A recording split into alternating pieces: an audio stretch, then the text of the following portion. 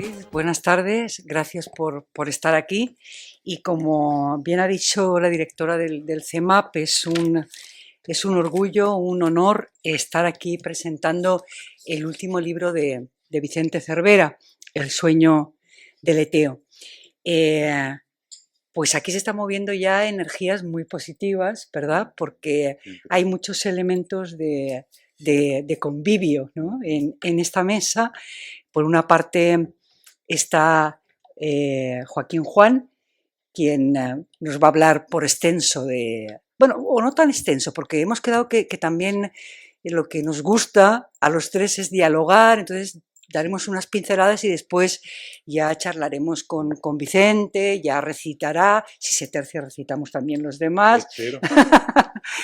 O sea que algo muy cómodo y bueno, yo estoy contentísima de compartir mesa con estos dos hombres a quien quiero y admiro y ellos lo saben, ¿no? El caso de Joaquín Juan fue alumno mío, también tengo aquí más alumnos y pues siempre me conmueve estar en la misma mesa con aquellos que fueron alumnos, ¿no? Y también me conmueve mucho ver cómo saben ya más que yo. Entonces, eso es una prueba de que hay una acumulación, ¿verdad? Son como capas que van aumentando y bueno, y es también un reconocidísimo poeta con premios muy importantes en su trayectoria. Yo digo que conozco, creo, casi toda su obra completa, al igual que conozco toda la obra completa de Vicente. Este es el quinto libro, digo, sin contar antologías y demás, o sea, como libros. El sueño del Eteo es el libro quinto. Yo le tengo un cariño enorme a Vicente porque comparto con él nuestro amor por la poesía, pero también el hecho de haber hecho una carrera académica casi a la vez. Nos conocimos en el año 1992 y desde entonces nos queremos y además tenemos una procedencia casi similar. Es decir, que yo creo que cuando yo tenía 18 años y él un poquito más, bailamos en el mismo pueblo y a las mismas, horas, en las mismas verbenas, pero eso lo conocimos años después, ¿no? Primero, digamos que nos unió la poesía y por eso este libro también yo creo que es muy especial para mí. Explicaré por qué. Tras estos 4 libros que publicó Vicente, que como digo, leí siempre con muchísima atención, yo leí la versión previa a lo que está publicado. Y quienes me conocen saben que el proceso de creación es una de mis debilidades, ¿verdad? La crítica genética y ver qué es lo que hay, aunque aquí no me voy a poner a hacer crítica genética, no es el momento, ¿verdad? Pero sí me gustaría hablar de eso, porque creo que en ese sentido soy una de las personas privilegiadas que han leído antes el libro. Justo hace 2 años y un mes, Vicente me envió el libro.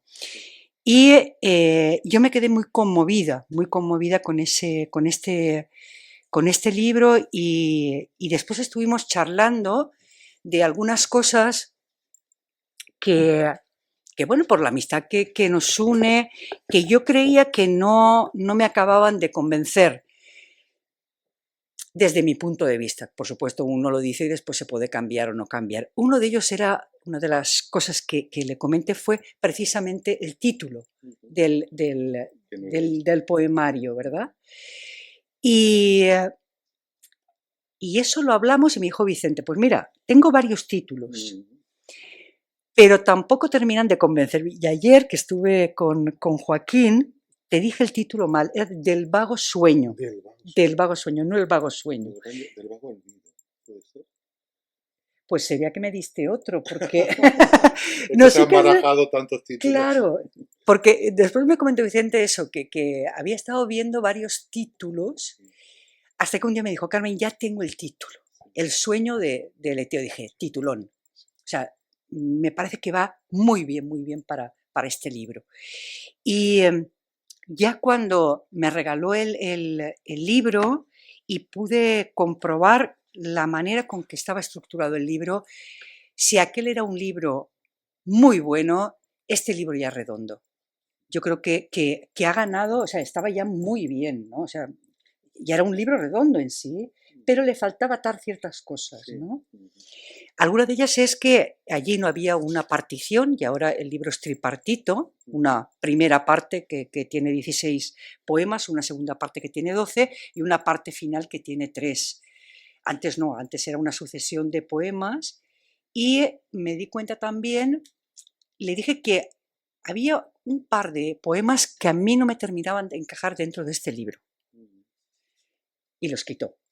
Yo no sé si alguien más te lo dijo. No, o... lo dijiste tú.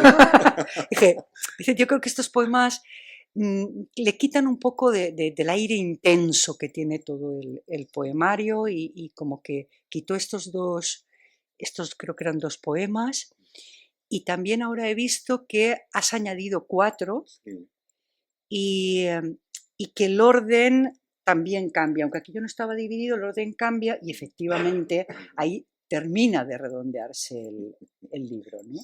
Entonces, a mí me emocionan estas cosas que de un amigo que confíe en que yo le lea el libro, disfrutar ese libro y después ver que el libro ha quedado redondo, ¿no? Y es un libro en el que Vicente venía trabajando mucho tiempo y efectivamente, pues este es el fruto, esa primera... Dicen, lo que ha dicho la crítica, que este es el mejor libro de Vicente. Yo también estoy en parte de acuerdo, por lo siguiente, yo creo que es el mejor libro de Vicente en cuanto completo, en cuanto que es una obra redonda, ¿verdad? Pero en los poemarios anteriores tienes algunos poemas que son una maravilla, es verdad, algunos que tú dices, bueno, quizá a lo mejor no está este orden tan trabado, pero sí que el contenido de los poemas es realmente... Hay algunos que son... Hay uno de las manos, que yo te lo he comentado más de una vez, que me parece de una belleza increíble. Vicente en este libro se abre, ¿no? Abre el corazón, abre la entraña y no es que no lo haya hecho en libros anteriores, que también, pero este tiene un aire muy especial, ¿no?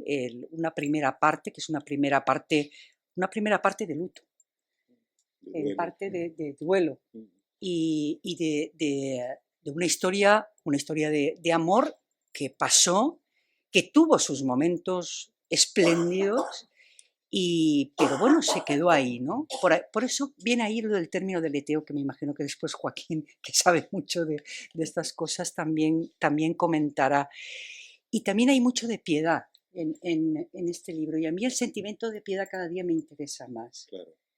Y en esta primera parte del libro se ve de manera muy clara. En la segunda parte del libro, que son los 16 poemas, ahí se abre la esperanza, ¿verdad? Y eso también es muy hermoso porque realmente lo mejor es lo inesperado. Cuando lo inesperado surge en la vida, la emoción es triple. Y creo que es un poco lo que le pasó a Vicente, lo que está diciendo aquí, ¿no? Como no lo esperas y un día de estos se abre, ¿no? Y la última parte del poemario, que solo son 3 poemas, a mí me parecen sumamente entrañables. Me parece como un homenaje al padre, que fue maestro, muy cerquita de mi pueblo. Bueno, nació muy cerquita de mi pueblo. El último poema cierra el libro con ese homenaje, ¿no? Al padre, pero esos 3 poemas hacen mención al ámbito del colegio y de una manera muy especial y muy conmovedora. No es la conmoción que vemos en la primera parte, es otro tipo de conmoción, ¿no? Así que bueno, el libro, pues a mí me parece, o sea, yo me lo he leído ya como 3 o 4 veces. De hecho, en Navidad, no sé, nos dimos el feliz año o algo así, dijo, Vicente, precisamente ahora estaba releyendo tu libro, ¿no? Y el libro termina al lado de Celia, que un día descubrió el sueño de Leteo y amorosamente lo reconoció. Así que eso redondea. Podía decir más cosas, ¿no? Pero yo creo que es mejor que después quizá lo charlemos y que los poetas hablen, que en realidad son los que tienen el don de la palabra. Muchas gracias, Vicente, por este libro.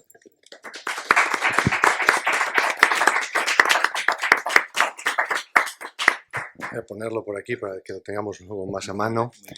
Y bueno, muchísimas gracias al Centro de Estudios Literarios, especialmente a Beatriz, que es quien me ha traído aquí a esta mesa para pasar un rato magnífico con Carmen y con Vicente. Dice Carmen que le alegra estar con quienes han sido sus alumnos. A mí me sigue imponiendo estar con quienes han sido mis maestros. Ahora y siempre. Sobre todo cuando ayer quedamos en que ella abría el día de Vicente y yo del libro.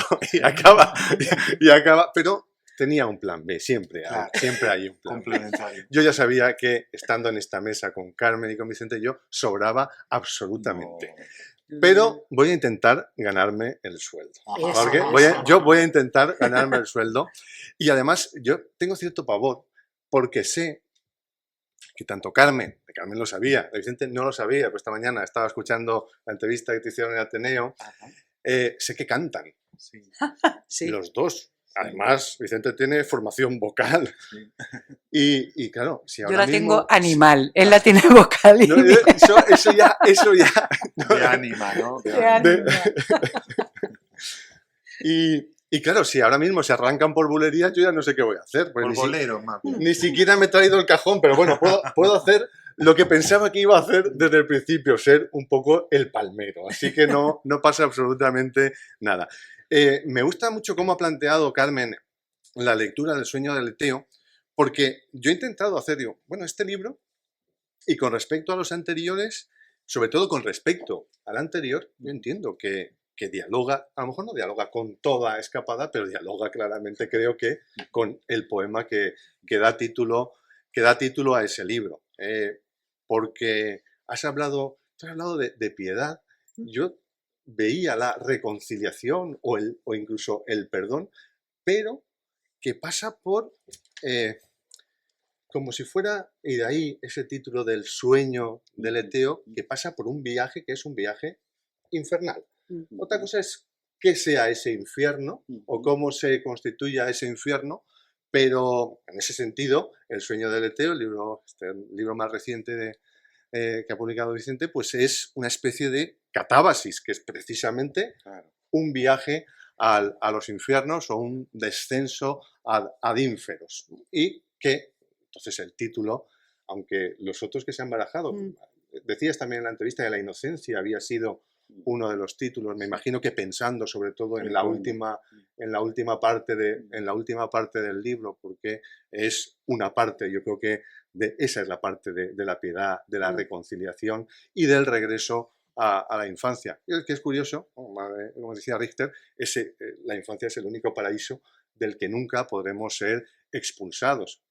Entonces es siempre no un lugar físico, pero sí que es un lugar de la memoria al que regresar. Y luego Vicente ha ido desplegando, diseminando a lo largo de los poemas de todo el libro. Tiene esa estructura que ha planteado Carmen, es una estructura tripartita decreciente, de más a menos poemas, de más páginas a menos páginas. Has dicho, ¿no? Eran 16 poemas, 21 páginas, 12 poemas, 15 páginas, 3 poemas, 5 páginas, como si fuera... Hay un crítico, es Francisco García Jurado, que lo ha planteado como si fueran los 3 estados del alma.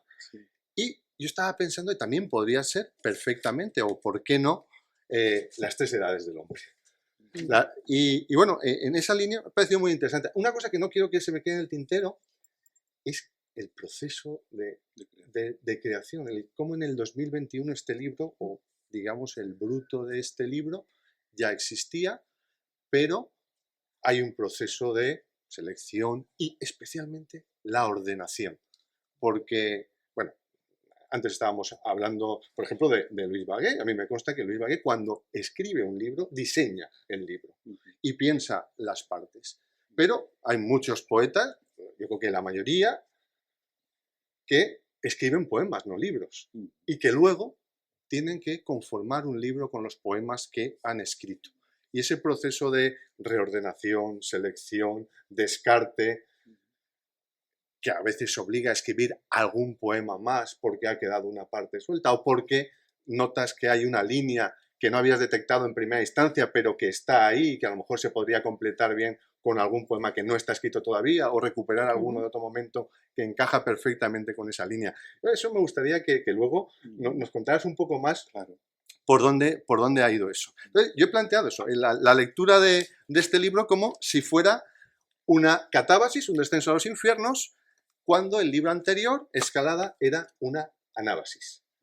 Y en cierto modo, las propias, lo tenía apuntado por aquí, por el final, porque ya he ido saltando de un sitio a otro, las propias dedicatorias de los dos libros dialogan de alguna manera entre sí. En Escalada hay otros poemas, a Fran, compañero de Escalada, y en El sueño del Leteo, ahora que estos versos ya no nos pertenecen a F, pero que entiendo que se produce un diálogo de dedicatorias entre esa anábasis, ese ascenso y esa catábasis.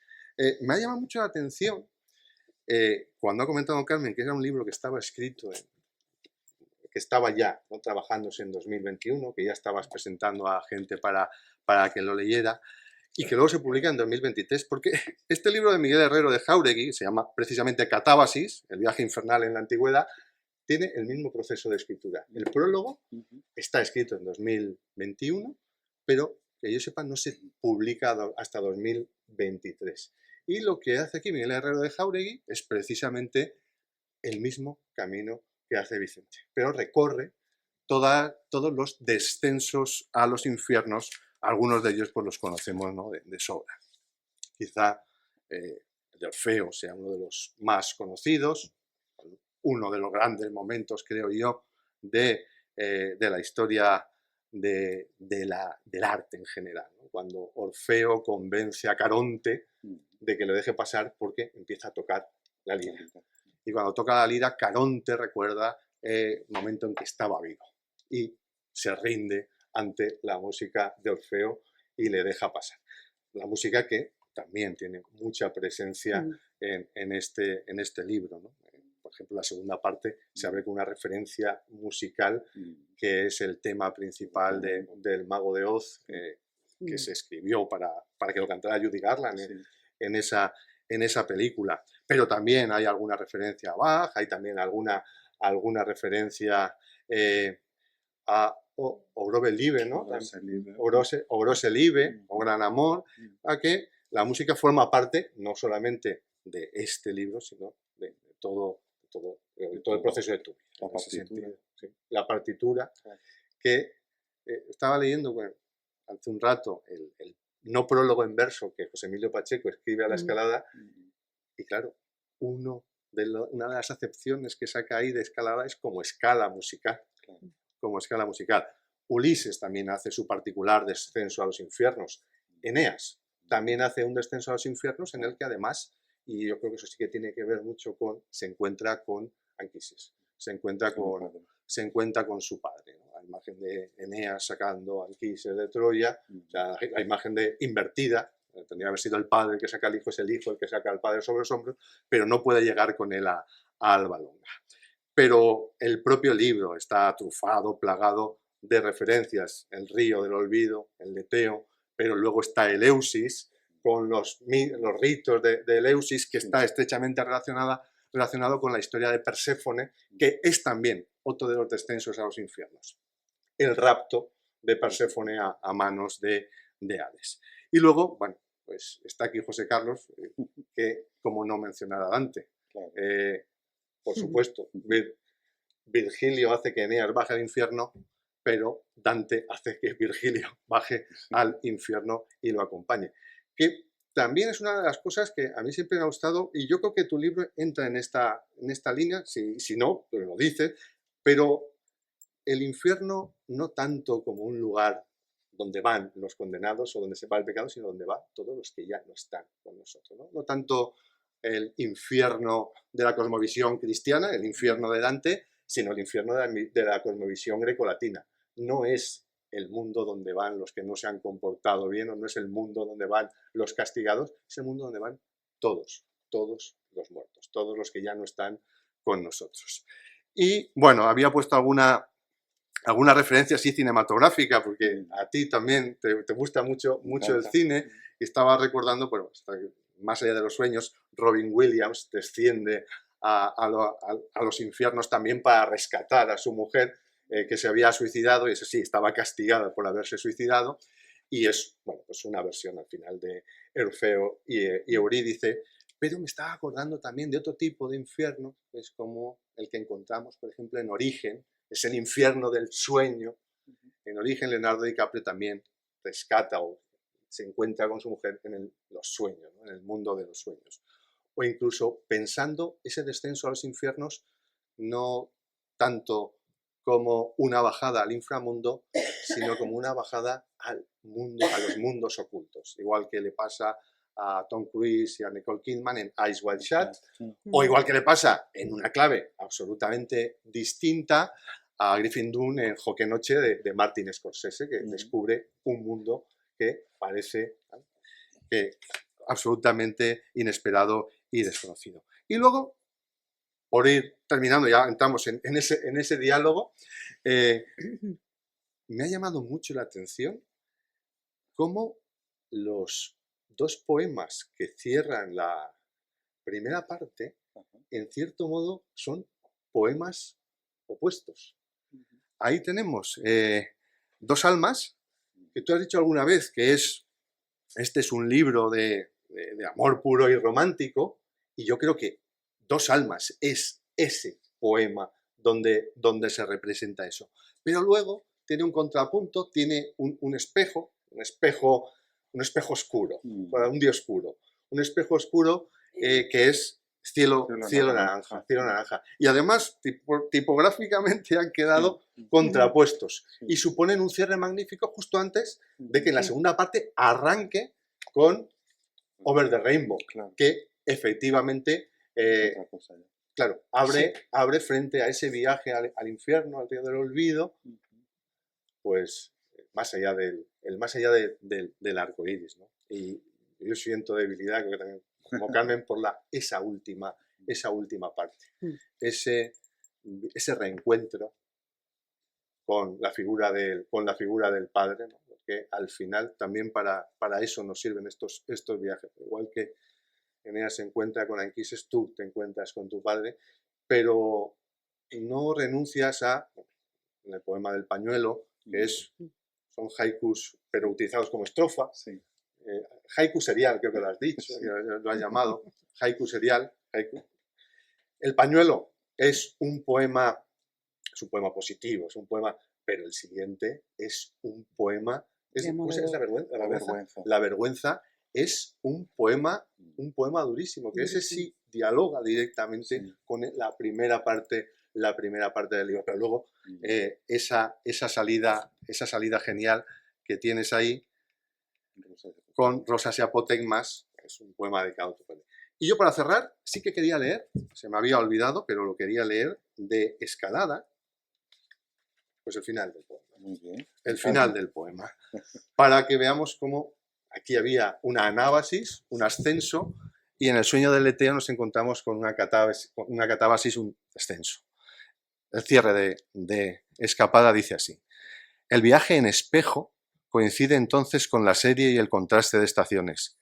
Hinco el talón, miro en torno y advierto sorprendido que el camino era un ascenso y el viaje una escalada, que permite recostarme en su penumbra vertical, donde distingo una constelación de brezo y piedras que un sol terrestre hace brillar.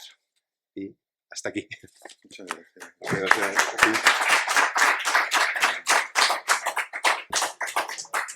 Bueno, pues muchas gracias. Para empezar, muy buenas tardes. Gracias a todas las personas que han venido esta tarde a acompañarnos.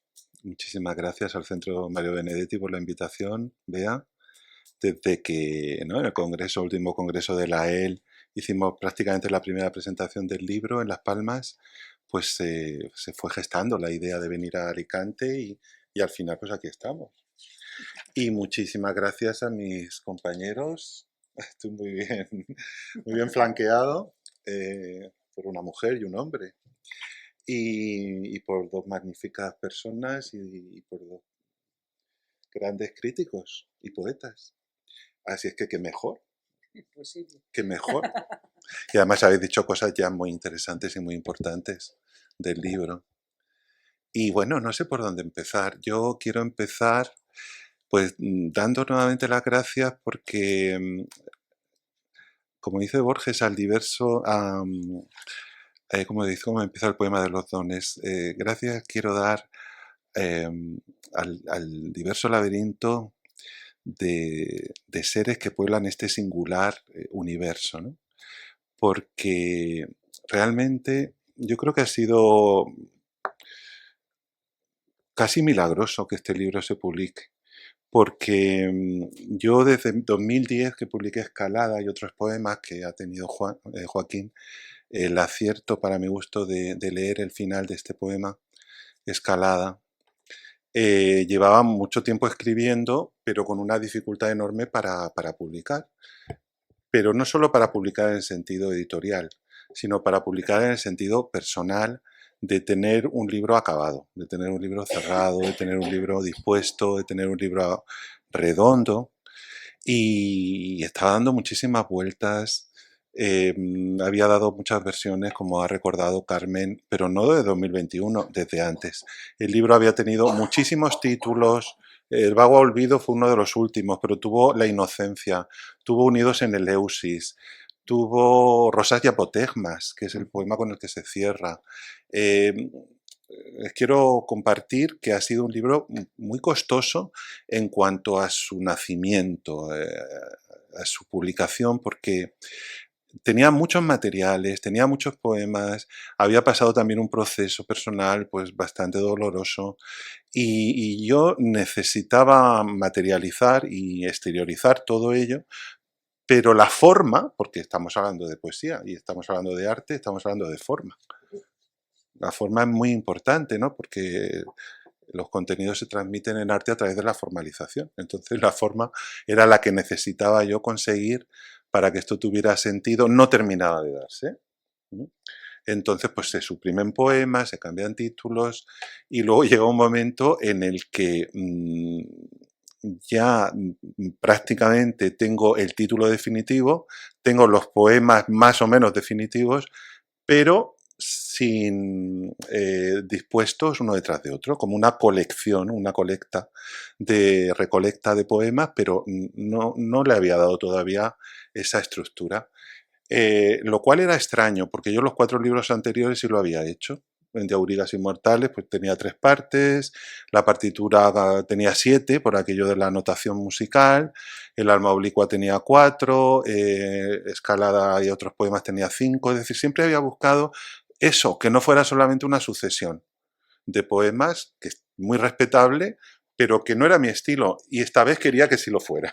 Que esta vez no quiero que la forma se sobreponga a lo que es la colección de poemas, pero no había manera, es que el destino es el destino. Entonces parece que mi destino es que tenía que trabajar esa parte formal hasta conseguirlo.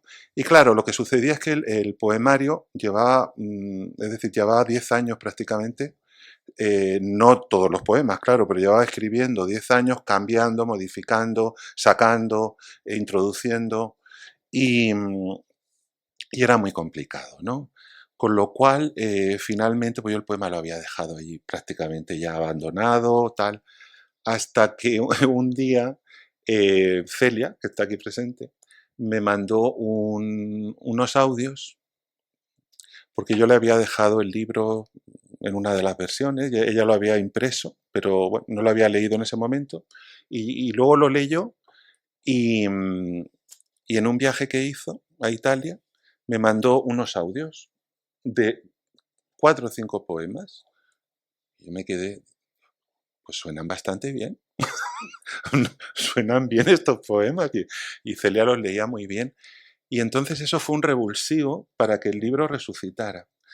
Y bueno, pues la verdad es que Celia me ha ayudado mucho en el proceso de recomposición, porque es que era un libro, no sé si por el tema de la vivencia, de la experiencia, no terminaba yo de encontrarle la forma.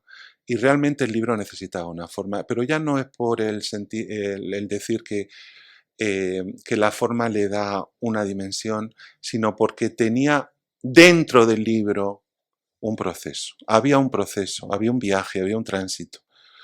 Y la forma es lo que lo pone de relieve. Y hasta que no salió la forma tripartita y no se ordenaron los poemas, digamos, de un punto de vista no solamente formal, sino también emocional. Los poemas de la primera parte que habéis señalado, que son más bien de duelo, que son más bien de una revisitación de una experiencia amorosa que parecía que no tenía ninguna salida ya, se había quedado pues en punto muerto, ¿no? Un callejón sin salida. Luego estaban otros poemas que ya no eran eso. Entonces, si estaban unos junto a otros, se desvirtuaban, se iban desvirtuando, ¿no? Y luego los últimos poemas que realmente se consiguió dar como esa forma de cofre, ¿no? Final con 3 poemas, solamente con 3 poemas que se referían los 3 al mundo de la infancia, ¿no? Con lo cual, una vez que se consiguió claro, tú habías leído la versión anterior de los poemas seguidos, que te gustaron unos, otros se descartaron. Yo descarté otros muchos después, incluí otros. Es decir, que ha sido un libro muy pulido, muy trabajado, muy, muy vivido, muy querido, muy dolido. Hoy por hoy, pues yo es el libro que más quiero, pero eso también lo dije cuando publiqué Escalada y otros poemas. Pero creo que este libro, no dicen que no hay quinto malo, ¿no? Dice, creo que tiene algo, de hecho creo que me va a costar bastante escribir y publicar un sexto, porque he dado mucho de mí en este libro personal, formal y poéticamente, y ahora necesito un tiempo de barbecho, un tiempo de vivir y de revivir todo esto, pero ya concluido, ya hortus conclusus, ¿no? Ya está aquí cerrado y es entrar a ver las flores, a ver los árboles, a gustar de él, porque creo que el libro realmente yo lo veo redondo tal como está. Es de los libros que más contento estoy. Además, Renacimiento, para mi gusto, ha hecho una edición muy hermosa. Lo ha cuidado mucho, me ha dejado todas las pruebas que he querido, cambios incluso al final, este poema lo quiero, este poema no lo quiero, se han portado muy bien. Y es un libro breve, pero bueno, creo que es una quinta esencia de este tiempo de mi vida, que son pues, mi cincuentena prácticamente, desde los 50 a los 60, lo que lleva incluido aquí El sueño del Leteo. Y el título final creo que también estoy contento con haberme decidido, porque procede de un sueño que yo tuve, el sueño del Leteo. Un sueño que no es el genitivo subjetivo, no es que sueñe el Leteo, sino que es el sueño que provoca el Leteo. Pero yo en un sueño tuve la revelación a través de la palabra. Me decían leteo, vas a escribir leteo, vas a escribir leteo. No sabía el leteo qué era, si era un poema, si era un libro. Yo tuve eso y luego recordé que Borges dice en El milagro secreto que los sueños que realmente se cumplen son aquellos donde aparece la voz, no solamente la premonición de imágenes, sino que hay una voz que escuchas en el sueño. Yo lo escuché y además lo tengo escrito, porque antes escribía los sueños, ¿no? He soñado que alguien me decía, escribe lete, leteo es lete, en griego lete, tal. No me gustaba, el sueño de lete no me gustaba. Y luego es leteo también. Y ya dije, ya está. Y además había escrito un poema que es leteo, que es el que comienza el libro, y dije el sueño del Leteo, porque el sueño del Leteo, como habéis recordado también, es el olvido, el vago olvido. Pero el olvido en el sentido, claro, Dante, José Carlos, como recordaréis, nos plantea el río del Leteo como el río por donde pasan las almas que tienen que olvidar los pecados para ascender, ¿no? Ascender al purgatorio. Olvidando todo aquello que forma parte de lo pecaminoso, ¿no? Pero para mí el olvido hay que entenderlo también en un sentido psicológico y en un sentido espiritual, como el olvido, como una forma de inconsciencia. No el buen olvido, porque el buen olvido es necesario, ¿no? Para vivir, sino que se lo digan a Funes, el memorioso. es el olvido como forma de inconsciencia. Y el olvido como forma de inconsciencia creo que nos hace bastante daño, porque no nos permite muchas veces actuar o conducirnos o ser realmente quienes somos o quienes podemos ser, ¿no? O quienes estamos llamados a ser, porque hay una parte que tira, que tironea, que es muy grávida, ¿no? Y que muchas veces tiene que ver con esa parte oscura que has llamado tú, opaca, siniestra, infernal, pero infernal no solamente en el sentido del ínferos o del averno o del infierno cristiano o católico, sino que es el inconsciente que nos atenaza, ¿no? Y que no nos deja pues, resolver y desenvolvernos en la vida. Entonces, creo que el libro plantea esa primera parte, que es una temporada en el infierno, pero en el infierno del reconocimiento, del dolor, de la pérdida, de lo que por más que quieras no puedes hacer, no puedes conseguir, ese momento de incapacidad, ¿no? Y luego ya hay una segunda parte donde vamos emergiendo, vamos saliendo del olvido pues a través de la música, a través de las personas, de las amistades, a través de la propia creatividad. Hay poemas que hablan de la propia creatividad, una creatividad que tampoco debe anularse, pero que muchas veces también se queda anulada u opacada.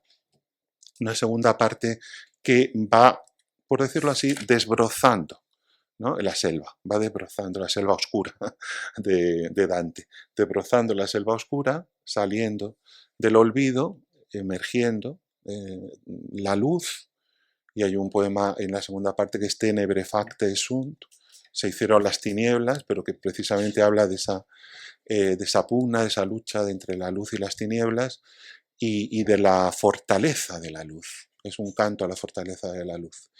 Y se cierra el libro con la tercera parte que, como ya habéis comentado, pues ese estuche, ese cofre donde está la semilla, y además el libro termina con la palabra semilla. La semilla, que es la semilla de la vida, porque es la semilla del Padre, porque es la semilla de la poesía, porque es la semilla de la necesidad, ¿no? de crear, creacionista al fin y al cabo. Y esa es la estructura del libro y esa es la genética del libro y ese es el sentido que ha tenido y por eso me ha costado tanto y por eso también estoy tan feliz de haberlo podido materializar. La verdad es que es un sueño cumplido, como dice Onetti, ¿no? Es un sueño realizado. Este libro es un sueño realizado y por lo tanto pues yo cada vez que lo presento pues me siento muy, muy dichoso y yo creo que voy a leer ya un poema y ya vamos, si queréis, comentando, me queréis preguntar cosas, leer vosotros también. Voy a leer Leteo. Voy a leer el primer poema. Es un poema que ya se plantea como un diálogo con un otro yo de la voz poética, de la voz, digamos, del sujeto poético, con un otro yo al que se enfrenta, al que arrostra, al que mira y al que increpa también, pero porque le está robando de algún modo su ser, como decíamos antes. Leteo. Olvida a quien no eres quien crees. Desenmascara al otro que está en ti. Purga los pecados del vago olvido. Denuncia el obraje de oscuro fuego. Silencia el sopor de la sangre. Escupe al cristal que te observa y reescribe la letra borrada en el manuscrito que salvaste en la infancia inmaculada. Desconfía por siempre del intruso que habla por tu boca y bebe en tu sed. Florece en tu lujuria. No des pábulo a su pesadilla y ábrete al sueño de tu madrugada. Sal del cauce de ese río cuyo nombre ningún recuerdo albergará. Cruza las manos si no hayas otro modo para orar. Renuncia al presagio que te aprisiona, lanza el tintero al vacío y aléjate del recuerdo obsesivo en el letargo. Al impostor de la conciencia, rásgale los velos, desnuda sus argumentos, refracta la apariencia de su luz. Descubre quién eres y quién porfía, sigiloso, en la turbia corriente cuyo curso furtivo aún te arrastra sin que logres su nombre conjurar.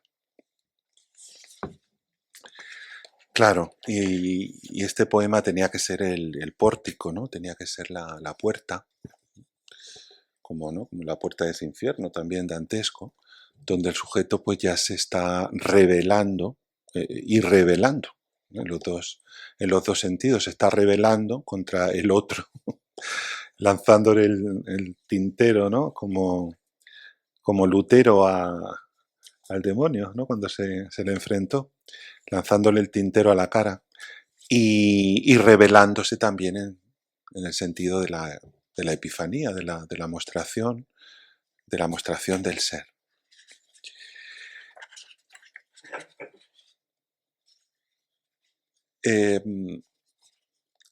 Luego hay una serie de poemas que se centran más bien en esa experiencia más amorosa, ¿no?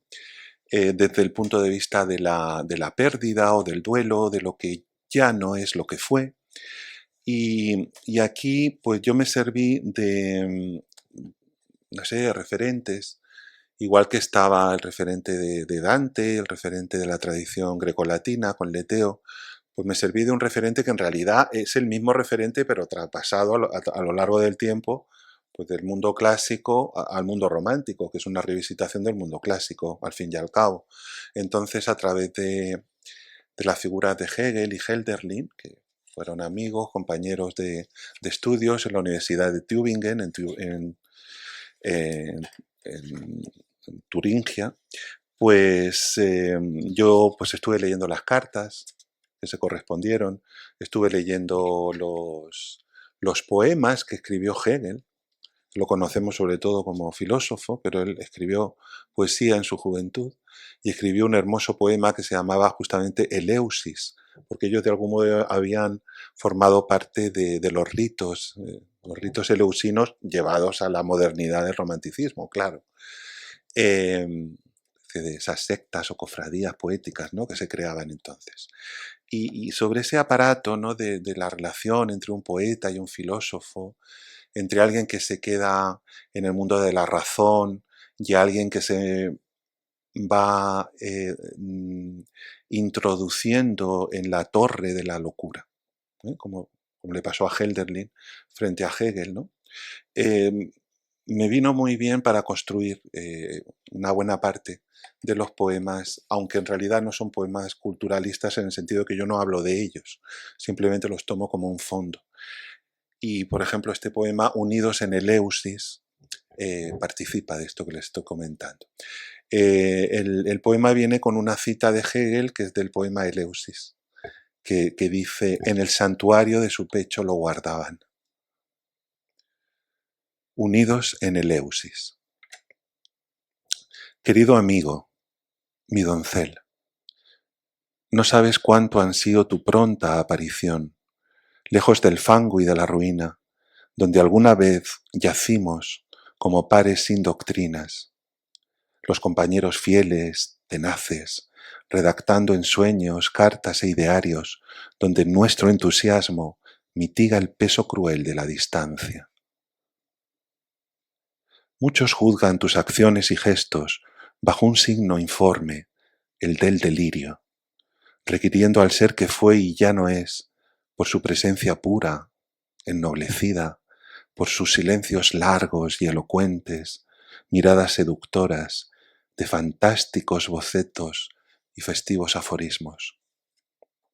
Fracasan, porque ignoran que en las aguas de un río se esfumó la gentileza y cedió a un yo voraz y combativo, en los misterios de otra fe iniciado, preso de su imagen, sin ligaduras con toda ley, ajeno a las palabras que dictan y formulan.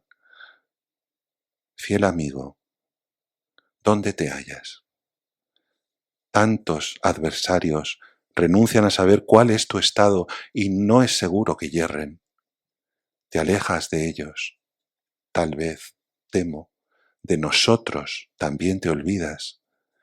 Sin embargo, siento que no debo apartarme demasiado, si bien mi espíritu ya se prepara para embarcar en nuevos avatares. Confía el corazón, la mente teme y acecha el tiempo presuroso. Gimen los recuerdos, osados como fueron, hoy en la prisión de la desdicha.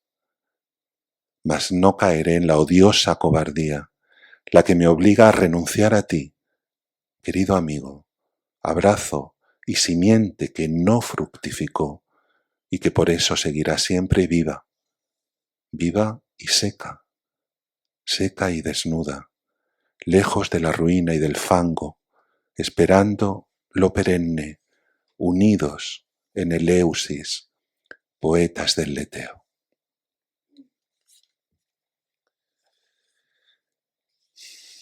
Bueno,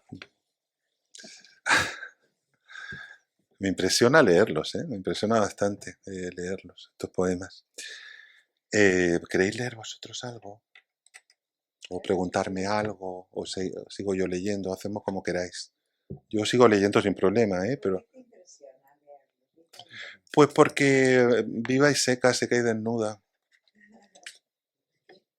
Viva y seca, seca y desnuda. Es una historia que está seca pero viva. Las hojas, ¿no? Como esas hojas que ya no están en los árboles, pero que guardamos en los libros o que secamos. Son historias que no están vivas, pero no han muerto. Existen. Entonces, desde ese punto de vista, la historia todavía participa de una emoción. Es por eso. ¿Te he respondido? Vicente, que habéis comentado, Joaquín también, y lo tenía anotado yo por ahí, que es un viaje, ¿no? Es un viaje. Es un viaje, pero es un viaje más bien una caída. Como el Tazor. Fíjate que yo había notado y Octavio Paz. Ah, también. Y Octavio Paz, que hace ese viaje, sin embargo, aquí lo veía más como caída. Pero tiene también un componente como de... No vía a lo mejor estética, pero sí purgativa. Claro, Sí, claro, efectivamente. Claro, exacto. Sí. Sí, porque la caída está, desde luego que está la caída. Lo que pasa es que justamente yo creo que la poesía es el medio y el modo, por lo menos el mío, para que esa caída remonte. O sea, está la caída porque realmente el referente que hay es de la caída, pero a través de la creación poética es un modo de trascender. O sea, para mí la poesía es catártica, es purgativa y también iluminativa, como has dicho tú, ¿no? Los estados del alma, porque es un modo de trascender todo esto. Y es un modo de trascender, para mi gusto, necesario, porque creo que trascendiéndolo yo lo comparto con personas que de algún modo pueden reconocer experiencias y sentirse concernidas y a través de la expresión poética pues darle un sentido existencial. Fíjate que digo, la caída me sale de alguna parte. Aparte que estaba pensando, efectivamente, en el poema La inocencia claro, se habla de la caída siempre atenta, ¿no? Y me llamaba también la atención porque después, unos cuantos versos después, aparece florecerán otros horizontes, claro, ¿no? Claro. Una estrella nítida. Está esa caída, pero también está esa esperanza. Exactamente. Por lo de claro, que sea purgativo, ¿no? Sí, porque el poema termina: allí estaré, esperando tu paso firme y tu fulgor sin cuitas, ni aquelarres, para entonar contigo el dulce canto de alegría. Mira cómo lo tengo subrayado, que lo tienes subrayado. El dulce canto de alegría claro. que una vez nos conjuró con la inocencia terrible del visionario de incauto corazón. José Carlos.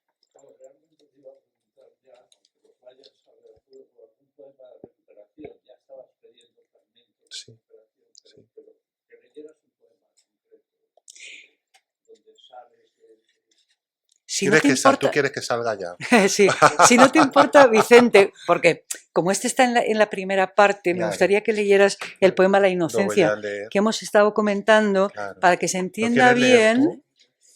No, que tú lees mejor. Bueno, pero es que eso es muy subjetivo. Venga, lo leo yo. Claro. Lo leo yo. La inocencia.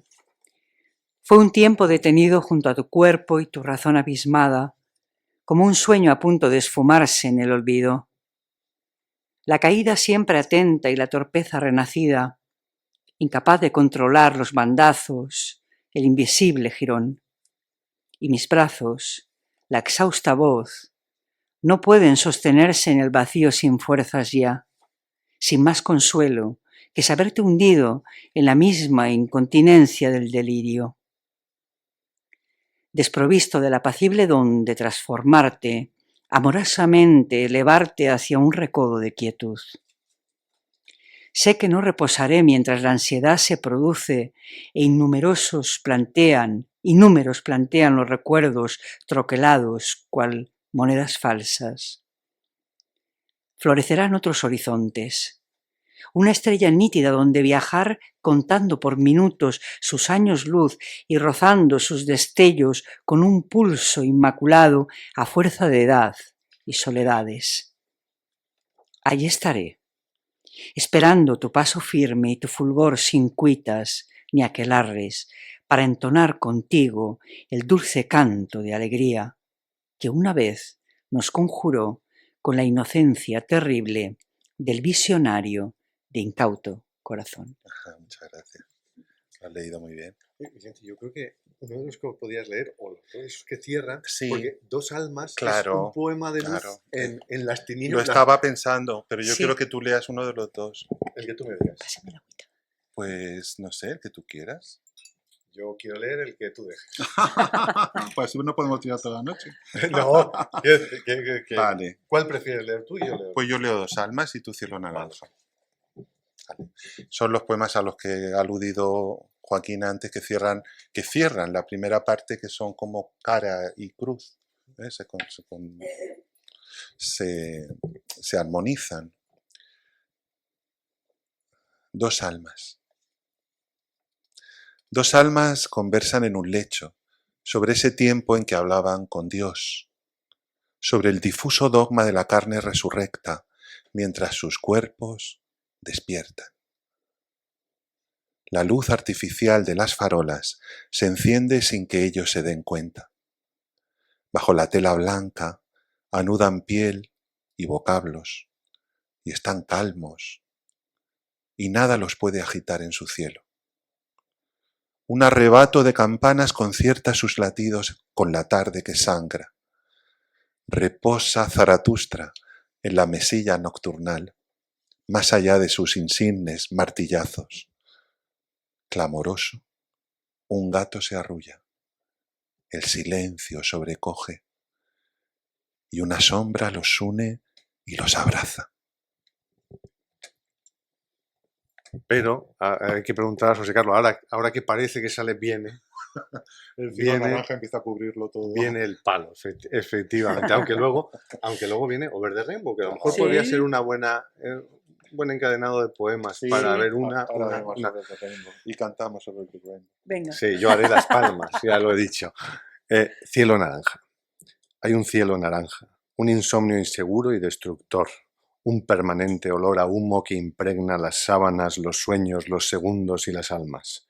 Hay un desacuerdo constante que calla y muerde, carcome y malgasta lo que un día fue color y consciencia.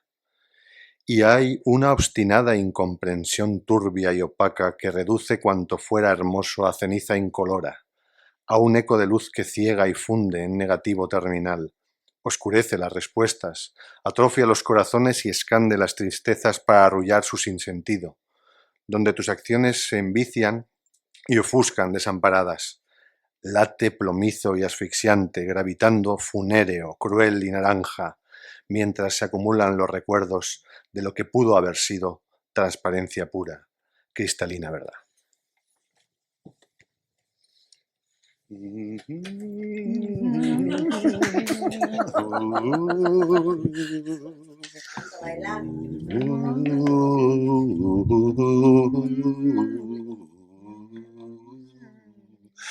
Bueno, empezamos con la segunda parte, José Carlos, que quiere salir de las Sí, de las tinieblas. tinieblas y Pero va bueno, hacia el arco es iris. que él es muy sabio porque es un hombre ya maduro y ya le sabe lo que es salir de las tinieblas. Sí.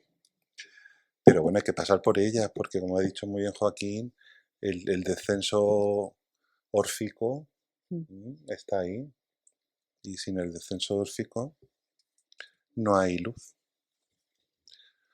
Over the Rainbow. De algún modo sucedió, sin sospechas o dudas importunas. En mi asiento algo extrañé, tal vez mi identidad, el derecho a pasear por la ciudad de fatigados ángeles y luces desoladas. Cayó mi extranjería con la furia de un rayo. Un tornado de estupor se cernía sobre mí. Entonces era nadie, y por nadie conocido, sin hogar, sin un nombre pronunciado por la voz de la madre, con la luz del amigo. Abandoné de súbito el local, enloquecido y preso del terror de ya no ser, de no haber sido. Encaminé mis pasos por la senda aún no inspirada, y allí me hundí en la desesperación de perder el recodo familiar ante el ácido olor de lo siniestro. Los demás me observaban con escéptica ironía. Les era indiferente la pena o el auxilio. Comprendí, inmóvil gravedad de lo implacable, la urgencia de regresar al origen. Con firmeza, atropellando fronteras, volví al punto de partida. Bajé la vista y allí esperaba radiante mi otro yo, la fecha, el nombre y el árbol de la genealogía. Fue en tal punto cuando se cubrió de color la tierra y escuché la más dulce melodía.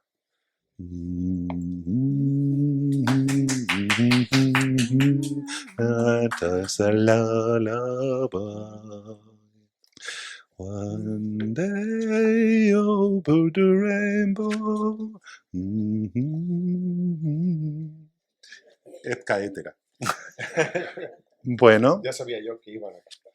Claro, claro. No podíamos, Yo no no me he arrancado, no podíamos no cantar, no podíamos no cantar. Bueno, a ver, Antonio, aquí está don Antonio Cilloniz, que va a hacer una pregunta sumamente interesante.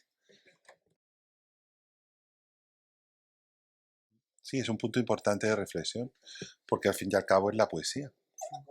Que al fin y al cabo es la poesía. Es el verso.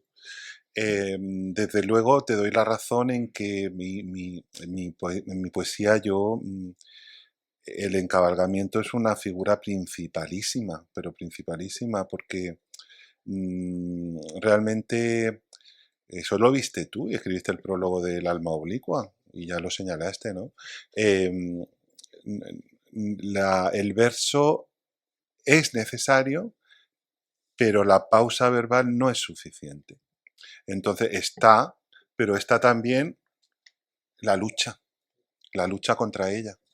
Porque claro, si no escribiríamos prosa, escribimos verso, escribimos poesía y utilizamos la medida y utilizamos el ritmo y utilizamos la pausa versal, pero al mismo tiempo tampoco debemos ser esclavos de ella porque te permite una serie de juegos y de movimientos que desde mi punto de vista al menos le dan una rítmica diferente a lo que es el ritmo de la tradición poética, un poco en la línea de Rubén Darío.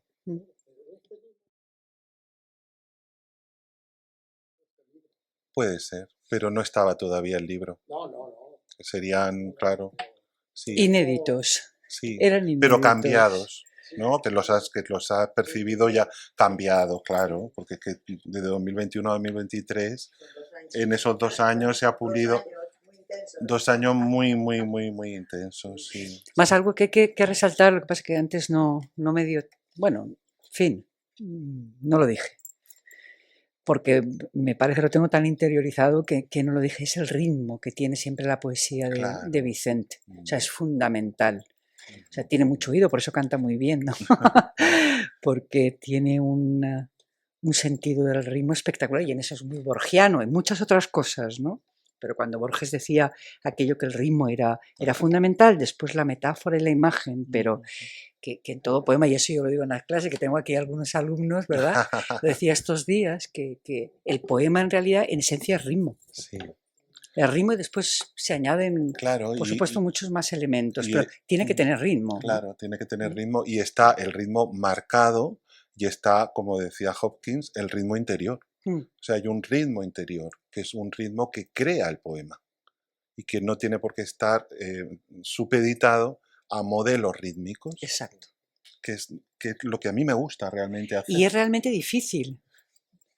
O sea, el ritmo interior, Sí. porque, y eso también lo pongo en ejemplo de clase, ¿no? Un pareado uno lo hace con toda la facilidad del mundo y tiene ritmo, pero es nada. O sea, lo complicado es cuando tú, por ejemplo, quitas la rima y ese poema tiene su ritmo interior, ¿no? O los Los poemas en poemas en prosa, prosa. claro. Que efectivamente se sigue Pero una que forma ya es otra cosa contemplativa. realmente. Sí, pero Claro. que es, claro, si no tiene ritmo, No, no es no es, poema. No es un poema. Ahí está la fuerza, ahí está la Claro, fuerza, ¿no? Sí, El sí, pilar fundamental sí, sí. de lo poético. Ujú. Bueno, pues si queréis leo alguno más de la segunda y leemos ya de la tercera. ¿Cuál? Clamor. ¿Clamor te gusta?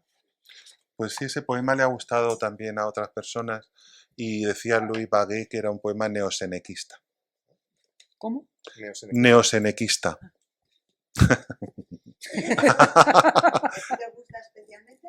El poema mucho, me gusta mucho, pero no porque sea neosenequista. Me gusta porque, primero porque está Clamor, que era gato, era nuestro gato, y ya no está, el pobre. Y luego porque, porque sí tiene algo de la oda a la vida retirada. Tiene cierta razón, Luis, en el sentido de que sí es una oda pues a los deseos que van quedando cuando ya no hay tantos deseos. Cuando has depurado los deseos y te quedas con unos deseos que son muy definitorios de tu ser, ¿no? Y que son muy íntimos y no poco hondos. Y aquí está, Clamor. De este poema, bueno, gracias José Carlos por pedírmelo. Clamor, te lo dedico a ti. Clamor. Deseo respirar la luz del tiempo en la compañía de algunos libros, de frondosos laureles en veredas de tierra, generosos ontanares, venturosos sueños en mis noches, con súbitas presencias de adorados seres y las mañanas sonrientes para devolver dones y caudales de vida y entregar con ella poemas a quienes los hallen propios de sí. Existir para disfrutar de cuanto hermoso y noble alienta, amanecer y compartir contigo el lecho y los latidos, recorrer algún país arcano, acariciar las horas y los lomos errantes, conocer los minutos traidores que se quieren escapar sin haberlos percibido. Un índice en el porvenir y el otro en el ayer, con el ánimo siempre presente, escuchando el ronroneo del felino que se acuesta a mis pies, en el peso voluntad de huella, en la huella la ingrata incertidumbre de su desaparición. Y si así hubiere de acabar tanto clamor, no por ello habré de lamentar que fue exaltado y esplendió, aspirando como un San Jerónimo estudioso a soñar despierto en su aposento con el atril, la pluma y el tintero junto al leal y pequeño león. Sí, pues ahí está, ¿no? Ese ideal, ¿no? De vida ascética, de algún modo, ¿no? Dedicada al estudio, pero al estudio que realmente te llena, te planifica, ¿no? Y con lo mínimo, pero que lo mínimo esencial es lo máximo. Porque cuando tienes lo mínimo esencial, no careces de lo mínimo esencial, que es lo que deseas, pues en realidad tienes lo máximo, ¿no? Dime, Bea. me hace pensar una poesía diferente. No sé si componerla o no, porque eso es difícil desde mi propia lectura. Creo que diferente sí es. Quiero decir que eh, es muy personal, pero todos los poetas, en cierto modo, hacen poesía muy personal. Pero sí pensar la poesía de una manera diferente, eso sí. Y haber pensado la poesía de una manera diferente, haberla leído, pues desde parámetros que tienen que ver con el pensamiento, con la reflexión, con el sentido de la existencia. Sí, entonces eso yo creo que redimensiona el planteamiento de lo que es lo poético. Y a partir de plantearme de qué es lo poético y de haberme pasado la vida en las clases también, pues analizando y comentando poemas de autores desde esa mirada, desde esa perspectiva, pues lógicamente a la hora de escribir también está en mi bagaje y en mi manera de querer hacerlo. O sea, es verdad que a mí me gusta darle una densidad, sin que pierda la ligereza, que eso para mí es lo más costoso, ¿no? Porque la densidad está en aquello que es grave pero que no pesa, porque de algún modo, como es poético, al mismo tiempo tiene que elevarse. Es un poco el juego este de José Martí entre la raíz y el ala. O sea, tiene que arraigar, pero al mismo tiempo tiene que volar, porque si no vuela no es poesía, para mí, por lo menos. O sea, yo creo bastante en la verticalidad de la poesía. Y entonces ahí quizá a veces le puede parecer que cueste más sentir que la poesía se eleva o vuela porque hay un fundamento, ¿no?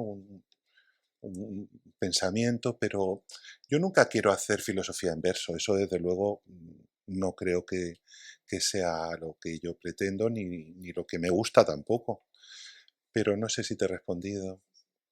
Es decir, cómo van dejando huella la filosofía, lo que tú has aprendido en los filósofos, por lo que sé lo que yo he aprendido en Schopenhauer o en Spinoza o en Platón o en Nietzsche o no sé, o en los filósofos o en Santayana, en los filósofos que más he leído, todos me han dejado una lectura de la existencia que yo creo que enriquece o puede enriquecer la mirada desde la cual tú te planteas las cosas. Como ha leído antes Joaquín, que en Escalada, pues en Escalada estaba esa mirada desde arriba, ¿no? Que es una mirada que había una anábasis, pero eso no quiere decir que sea el final, porque pareciera que fuera un poema de final de vida. Y sin embargo era como el final de una etapa, que era un ascenso, pero luego seguimos viviendo y hay un retorno, no sé si eterno, pero hay un ciclo, ¿no? Entonces, pues en esos ciclos está nuevamente la bajada y nuevamente el deseo de ascender.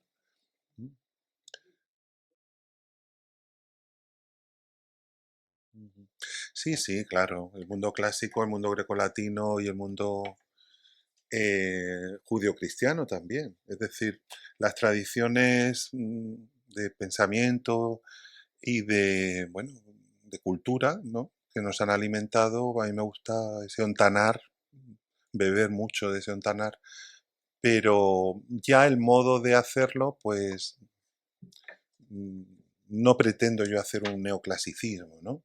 Pero es verdad que está el mundo clásico y el mismo título ya está, ¿no? El sueño del Leteo. Pues, por supuesto está el mundo clásico, como ha dicho él, está Proserpina, está Perséfone, está Eneas, está Dante, sí, pero lo importante no es lo que está, creo yo, sino cómo se vive lo que está. Pero son unas referencias culturales, pero no culturalistas, ¿no? Espero. ¿Verdad? Yo no, o Pero, sea, deseo. que no es una estampa culturalista, sino que es algo que Claro.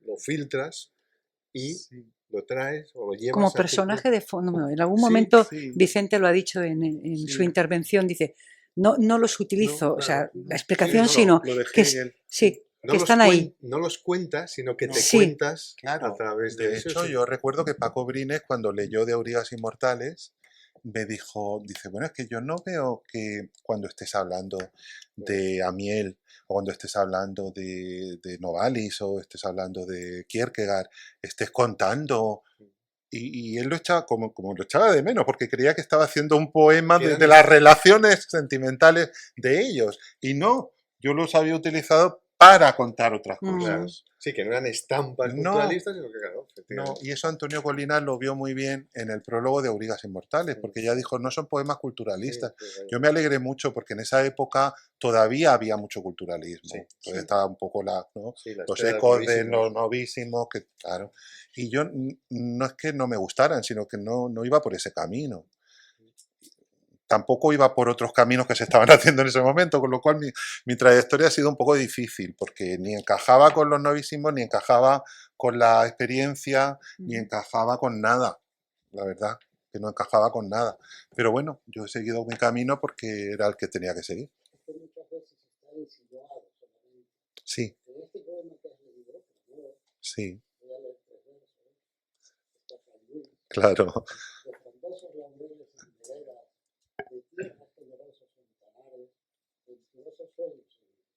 Claro. Es la vida retirada, es la oda. Sí, sí, sí, claro. Sí, sí, sí, sí, sí. Ujú, ujú, ujú. Claro, todas épocas clásicas, sí, claro. Vicente, yo creo que tenemos que ir cerrando. Ya Pues estamos muy a cerramos gusto, con el pero final, ¿no? Si os parece. claro. Leemos. ¿Nos da tiempo a leer los tres últimos? Pues yo diría que sí, ¿verdad? Sí, sí. ¿Queréis que abramos ese cofrecillo de los tres últimos poemas? Sí, porque además es que son Sí, funciona muy bien hermosísimos. como... Vale, Sí. pues si no les robo mucho tiempo, leemos los tres últimos poemas. ¿Quieres leer, Celia? ¿Alguien quiere leer? ¿Nosotros?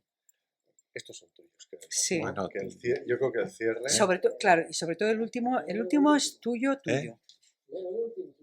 No, el último no, perdón. No, El no, penúltimo. lo tiene que leer él. Lo tiene que leer él. No, el de Lee Rosa y la vergüenza. Apotegmas. Uno de ellos. Lee A ver, la un vergüenza. poco de orden. A ver. El Aquí, de aquí, Rosa. aquí, doña Carmen Alemán. Reparta usted.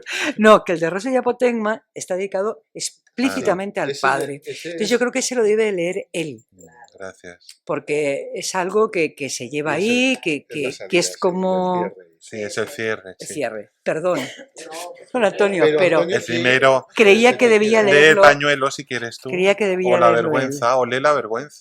Yo creo que la vergüenza es un poema Es de bellísimo. tema social que a ti te Superfuerte. va mucho. Pues así está bien, porque lees tú el Ya pañuelo... lee la mira, vergüenza no, que tiene que leer la vergüenza, porque la vergüenza surge de la lectura de Paco Yunque. Tú eres peruano. Quería solo una cosita que Es que vamos, esto más acorde no el de puede la ser. vergüenza precisamente, aunque no tiene que ver con eso, pero a mí hay un poema de Juan Ramón Jiménez que es de los menos conocidos, ¿Sí? El niño pobre, Ah, sí, sí, sí. que es de los menos No me conocidos acordaba dentro de eso, la sí. obra de Juan Ramón. Y el aire Es o sea, verdad, lo que sí, está diciendo totalmente, ahí sí. es... O sea, me emociona tanto ese poema y leí Sí. y me emocionó tanto que creo que hay como un juego de sentimientos, ¿no?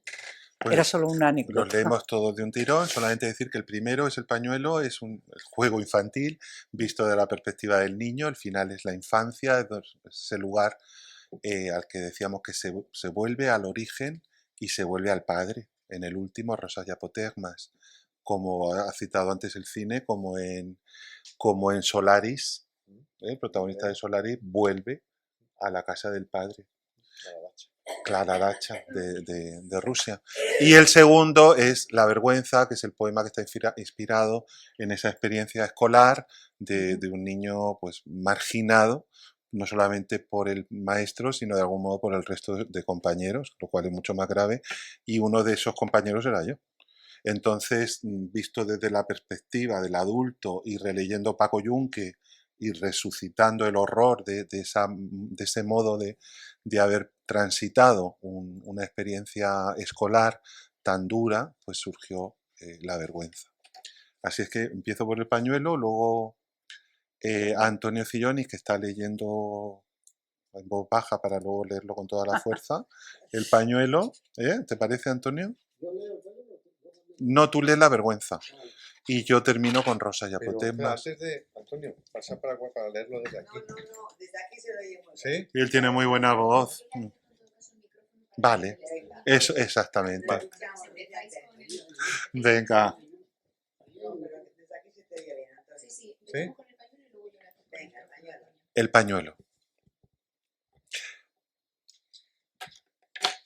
Tras los cristales, unos ojos contemplan el juego amado. Alguien eleva un pañuelo de seda bajo su mano. Los niños saben que son dedos que corren con ilusiones. Se escucha un grito que a los números mueve y al alma alerta. Cómo palpitan al mirarse enfrentados los corazones.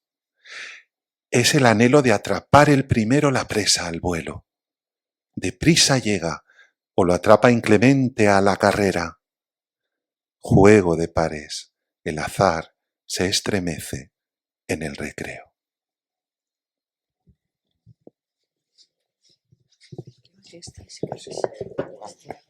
Sí, para que luego lo tenga. Gracias. Cógeme el bolso. El bolso. Y el bolso, sí, para que esté cómodo. Vale.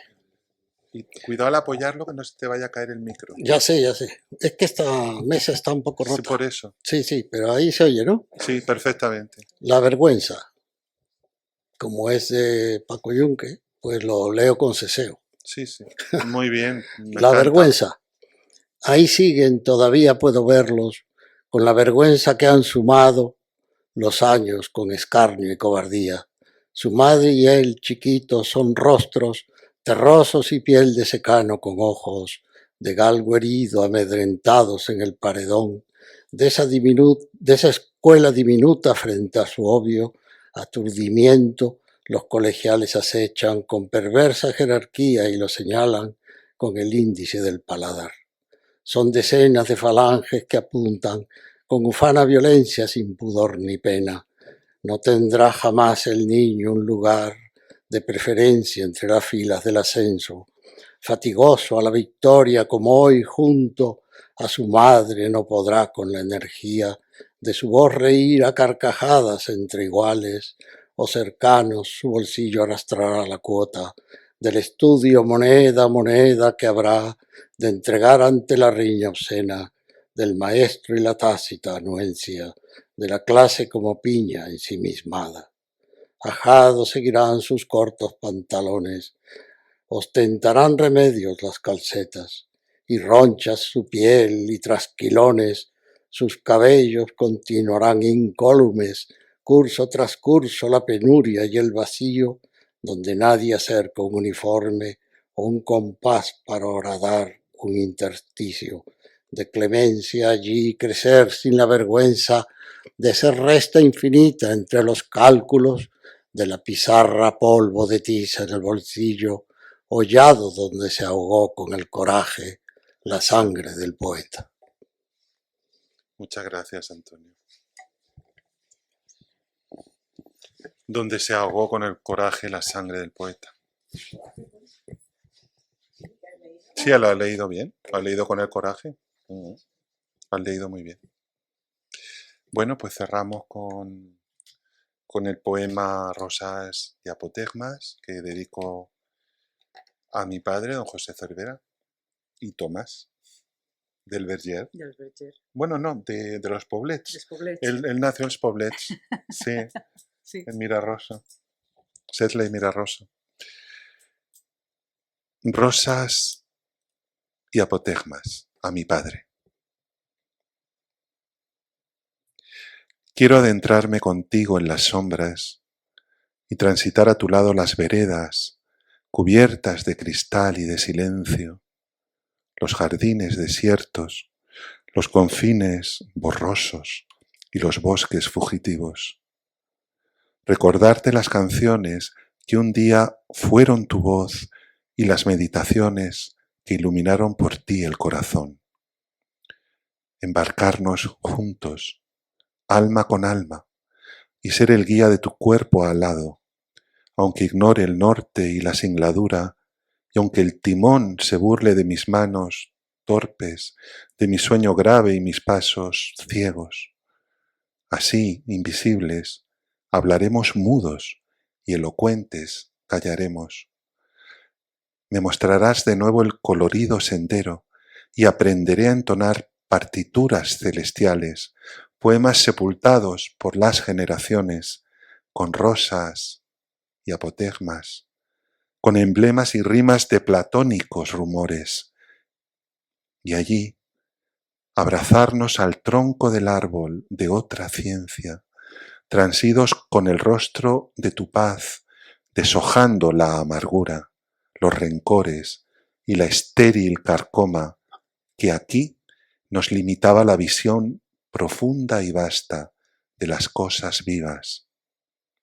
Y entonces, sólo entonces, regresar, habiendo comprendido lo que otrora fue intuición fugaz, estremeciéndose mi estrella al renacer de tu semilla.